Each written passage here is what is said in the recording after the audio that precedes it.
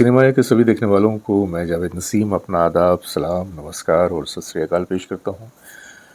दोस्तों, बातें वही फ़िल्मों की, मोहम्मद रफ़ी साहब की, उनकी शख्सियत की, उनके गानों की। आज मैं एक ऐसा वाक़या आपके सामने पेश करने जा रहा हूँ कि जो इस बात को साबित करेगा कि रफ़ी साहब जहाँ थे वहाँ कोई नहीं था। गुलकार तो हमारी इंडस्ट्री में बहुत सारे आए, तरह-तरह के गुलकार आए, तरह-तरह के रंगों में वाबस्ता गुलकार आए, लेकिन हर गुलकार का अपना एक रंग होता था। कोई गमगीन गानों को बहुत बेहतर तरीके से गाता था, कोई खुशी वाले भरे गानों को बड़े बेहतर तरीके से गाता था, कोई हीरो के लिए गा रहा था, कोई कॉमेडियन के लिए गा रहा था। तो इस तरह से जितनी भी गुलकारी के जॉनरा थे, उन तमाम जॉनरास के लिए अलग-अलग गायक हमारी इंडस्ट्री में मौजूद थे। लेकिन उन गायकों के सफ़ में एक गायक ऐसा नज़र आता है किसी पोल स्टार की तरह से कि वो जहाँ है, वहाँ आस-पास दूर-दूर तक कोई नज़र नहीं आता क्योंकि वो अतरंगी थे, न जाने कितने रंगों में थे। अगर हम उनकी आवाज़ के रंगों की बात करें तो समझ में नहीं आता कि उन्हें किस रंग से मुख़ातिब किया जाए। ज़िंदगी के हर जज़्बात में, हर रंग में, हर लम्हे के लिए रफ़ी साहब के गाने मौजूद हैं। और सबसे बड़ी बात ये है कि रफ़ी साहब जो गीत गाते थे वो हर एक के लिए एक अलग-अलग अंदाज़ में गाते थे।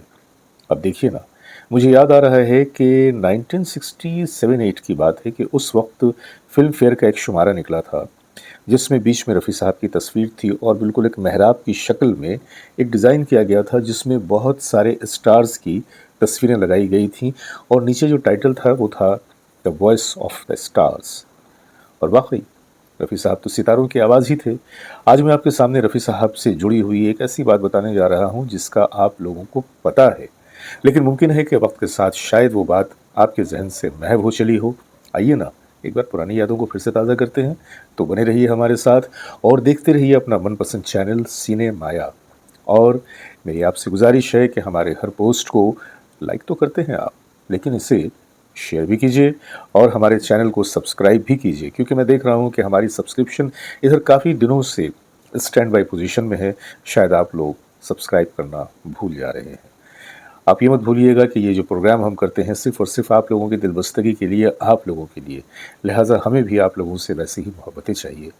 क्या ख़्याल है? तो आइए चलते हैं आज की वीडियो की तरफ। दोस्तों, जैसा कि मैंने आपको बताया कि हमारी इंडस्ट्री में गुलकारों की तो पूरी एक सफ़ मौजूद थी। अगर हम शुरुआत करें तो जिस वक़्त से हमारी ये गानों का दौर शुरू हुआ, हमारी बोलती हुई फ़िल्मों का दौर शुरू हुआ आलम आरा से लेके अब तक हज़ारों हज़ार फ़िल्में आई और सैकड़ों गायक भी आए जिसमें मेल भी थे, फीमेल भी थे। लेकिन हर गाने वाले का अपना एक रंग हुआ करता था, अपना एक अंदाज़ हुआ करता था।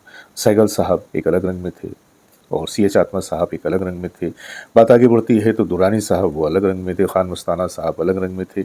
इस तरह से बात फिर आगे बढ़ती है तो फिर अशोक कुमार साहब और फिर उसके बाद तो न जाने कितने गुलकार अपने-अपने रंगों में इंडस्ट्री में नज़र आए। हर एक उनमें से बेमिसाल, बेपनाह। लेकिन जो मुश्किल थी वो ये थी कि जो भी गायक था वो किसी पर्टिकुलर रंग का ही हामिल था। जैसे कि अगर हम मुकेश जी की बात करें तो मुकेश जी गमज़दा गानों में बेपनाह थे। अगर हम तलत जी की बात करें तो तलत साहब भी जो थे वो गज़लों में बेपनाह थे और उनकी जो एक लर्ज़ीदा सी एक आवाज़ थी वो तो बिल्कुल अपने आप में यूनिक थी। किशोर कुमार साहब की बात करें, वो पाटदार आवाज़ और वो बिल्कुल एकदम अलग तरह की एक आवाज़ जो कि बिल्कुल झिझोड़ कर रख दे, उनका अंदाज़ अलग था।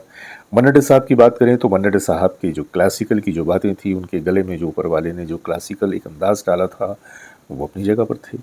महेंद्र साहब उड़ने में बहुत माहिर थे, बड़ी लंबी-लंबी तानें लिया करते थे और ख़ास तौर से रवि साहब ने तो उनकी इस कला का भरपूर फ़ायदा उठाया, ख़ास तौर से बी आर साहब की फ़िल्मों के लिए।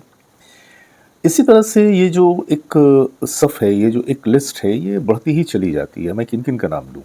हाँ, इतना ज़रूर है कि हर शख़्स जो भी गायक गा रहा था, हर एक का अपना रंग था और इस बात से आपको भी इनकार नहीं होगा। अगर आप किसी भी पर्टिकुलर सिंगर के किसी भी गीत को आप उठाकर देखें, तो आप देखें कि उन्होंने जो अपने करियर के दौरान जो गीत रिकॉर्ड किए हैं, वो सबों का जो एक अंदाज़ था, पैटर्न था, ऑलमोस्ट एक जैसा था। और फिर उसके बाद एक आवाज़ सामने आती है, रफ़ी साहब की। रफ़ी साहब के आते ही क्या हुआ कि प्लेबैक सिंगिंग का जो एक स्टाइल था, एक दौर था, वो बदल गया। प्लेबैक सिंगिंग को उन्होंने एक अलग ढंग से एस्टैब्लिश किया और उन्होंने अपनी गायकी में तरह-तरह के तजुर्बात किए। अगर आप रफ़ी साहब के शुरुआती दौर के गानों को सुनें, तो उसमें आपको कहीं न कहीं कभी सैगल साहब की नज़र आएगी झलक, कभी आपको जी. एम. दुरानी साहब की झलक नज़र आएगी, कभी खान मस्ताना नज़र आएँगे, लेकिन बहुत जल्द रफ़ी साहब ने खुद अपना एक ओरिजिनल स्टाइल जनरेट कर लिया।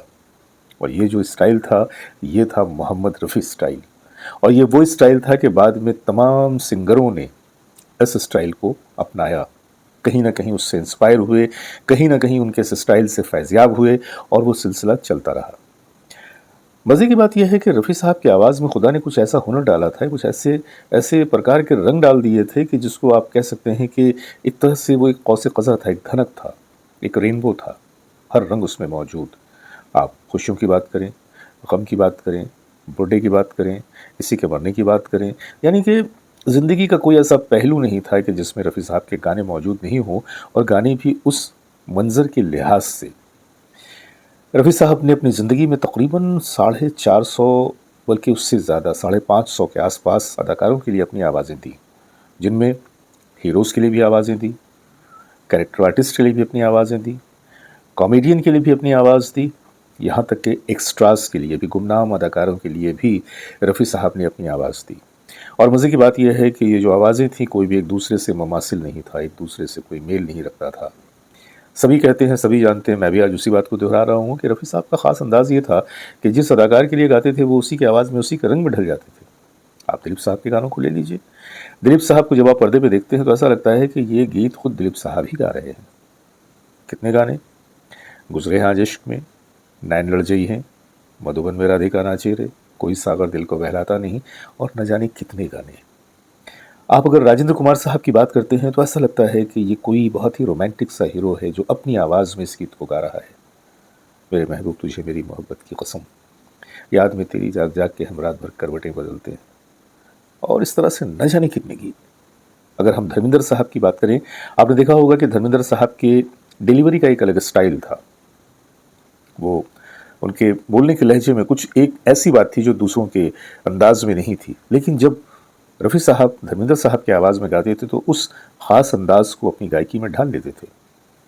अगर तुम भुला न दोगे, सपने ये सच्ची होंगे, और ऐसे ऐसे न जाने कितने की।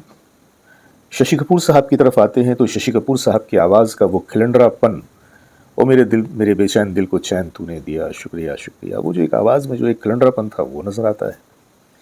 शम्मी कपूर साहब की तो खैर बात ही क्या कहें, वो तो रफ़ी साहब की आवाज़ ही बन चुके थे। वो रफ़ी साहब तो शम्मी कपूर साहब की आवाज़ ही बन चुके थे, और शम्मी कपूर साहब की और रफ़ी साहब की आवाज़ को जुदा करना या जुदा करके सोचना, ये बड़ी अजीब सी बात लगती थी।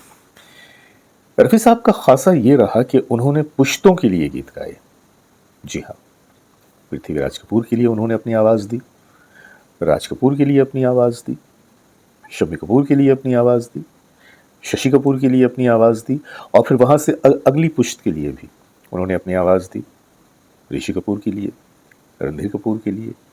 यहाँ तक कि एक मौके पे रफ़ी साहब ने ये कहा था कि मैंने कपूर फैमिली के तकरीबन हर अदाकार के लिए अपनी आवाज़ दी, मुझे अफ़सोस है कि मैं चिंपू कपूर के लिए अपनी आवाज़ नहीं दे सका। मैं समझता हूँ कि अगर चिंपू कपूर के लिए भी अपनी आवाज़ दे देते तो वो कंप्लीट लिस्ट हो जाती।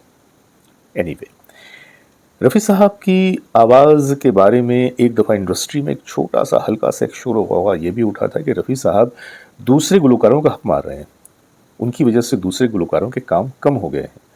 बात सिर्फ़ ये थी कि उस ज़माने में जो गाने होते थे, एक ही फ़िल्म में कई-कई तरह के गाने होते थे, जिसमें हीरो तो गाने गाता था, कॉमेडियन भी गाने गाता था, सपोर्टिंग रोल जो करते थे वो भी गाने गाते थे, और कभी-कभी तो जो फ़िल्म में एक्स्ट्रा होते थे, वो भी गाने गाते थे। अब ऐसे में प्रोड्यूसर ये चाहते थे कि भाई कम से कम गायकी का खर्च तो बचे, क्योंकि अगर हम हर कैरेक्टर के लिए अलग-अलग आवाज़ें लेते हैं तो उनका जो रिकॉर्डिंग कॉस्ट है वो काफ़ी ऊपर चला जाएगा। तो ऐसे में उनके सामने एक ही ऑप्शन था कि भाई ऐसा क्यों ना करें कि तमाम के तमाम गाने गरचे अलग-अलग जॉनरास के हैं, रफ़ी साहब से ही गवा लो, क्योंकि आवाज़ को बदलने में और कैरेक्टर के रंगत में ढल जाने में रफ़ी साहब का तो कोई जवाब नहीं था। और फिर ऐसा ही हुआ। ऐसी बहुत सारी फ़िल्में हैं जिसकी मैं मिसाल आपके सामने आज पेश कर सकता हूँ कि जब रफ़ी साहब ने एक ही फ़िल्म में हीरो के लिए भी गाया, फिर कॉमेडियन के लिए भी गाया, फिर सपोर्टिंग रोल में भी गाया। फ़िल्म जो थी उसका मैं ख़ास तौर से मैं आपके सामने ज़िक्र करूँगा, जिसमें उस गीत को अदा किया था बड़े ही मशहूर कॉमेडियन राधा कृष्णन ने। राधा कृष्णन का जो अंदाज़ था बात करने का, वो मुँह को ऐसा लगता था कि काफ़ी दहाने को फैला के बात कर रहे हैं, और बड़ा ही अजीब एक अलग-सा अंदाज़ था उनका। रफ़ी साहब ने एक गीत उनके लिए गाया। गाने के बोल थे, मैं कैसे आजा बीवी जी, मैं तेरी याद में हो गई टीबी। होगा कि ठीक है, रफ़ी साहब ने गुरुदत्त के लिए गाया एक ही फ़िल्म में, फिर उसी फ़िल्म में जॉनी वॉकर के लिए गाया, फिर उसी फ़िल्म में किसी और के लिए गाया। ऐसी बीसियों फ़िल्में हैं कि जब उन्होंने महमूद के लिए गाया, फिर जॉनी जूनियर महमूद के लिए गाया, फिर मनोज कुमार के लिए गाया, हैं मिसालें।